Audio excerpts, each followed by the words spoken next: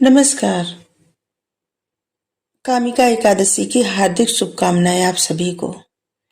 एक बार युधिष्ठिर महाराज ने श्री कृष्ण भगवान से पूछा, हे मधुसूदन, श्रावण मास के कृष्ण पक्ष की एकादशी का नाम क्या है? उसका क्या महत्व है?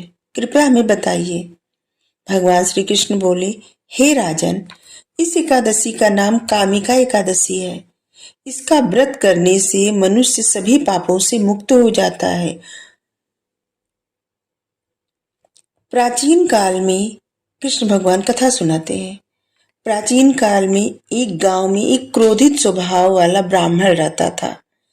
किसी कारण उसका अपने पड़ोसी से झगड़ा हो गया और क्रोधवश उसने उसे मार डाला। हत्या के बाद ब्राह्मण को बहुत पछतावा हुआ, लेकिन उसे शांति नहीं मिली। वह पाप बोध से ग्रसित हो गया और अपने पाप से मुक्त होने का मार्ग खोजने लगा। एक दिन वह ब्राह्मण एक महात्मा के पास गया और अपना अपराध स्वीकार किया। महात्मा ने कहा, हे ब्राह्मण, यदि तुम सच्चे मन से कामिका एकादशी का व्रत करो, भगवान विष्णु की पूजा करो, तो तुम अपने पाप से मुक्त हो सकते हो।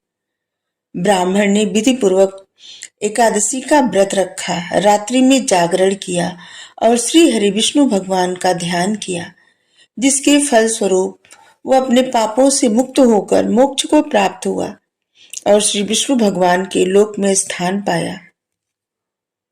कामिका एकादशी का महत्व बहुत है।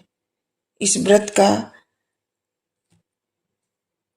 बहुत महत्व है। अनन्य फल देने वाला ये व्रत होता है। इस दिन तुलसी, शंख, विष्णु भगवान की पूजा का विशेष फल मिलता है। यह व्रत करने से पितृदोष, पूर्व जन्म के पाप, हत्या जैसे महापाप भी समाप्त हो जाते हैं। गंगा स्नान या जल अभिषेक करने जैसा पुण्य फल मिलता है। जो व्यक्ति इस व्रत का श्रावण में पठन या कथन करता है, वह भी पुण्य का भागी होता है। किस तरह से व्रत रखना चाहिए? दशमी की रात्रि को सात्विक भोजन करें। एकादशी को ब्रह्म मुहूर्त में उठें। व्रत का संकल्प लें। भगवान विष्णु की प्रतिमा को स्नान कराकर वस्त्र, फूल, चंदन, धूप, दीप आदि से पूजा करें। दिन भर उपवास रखें। फलाहार करें या फिर निर्जला व्रत रखें। रात्रि को जागरण करें और श्री हरि का भजन करें।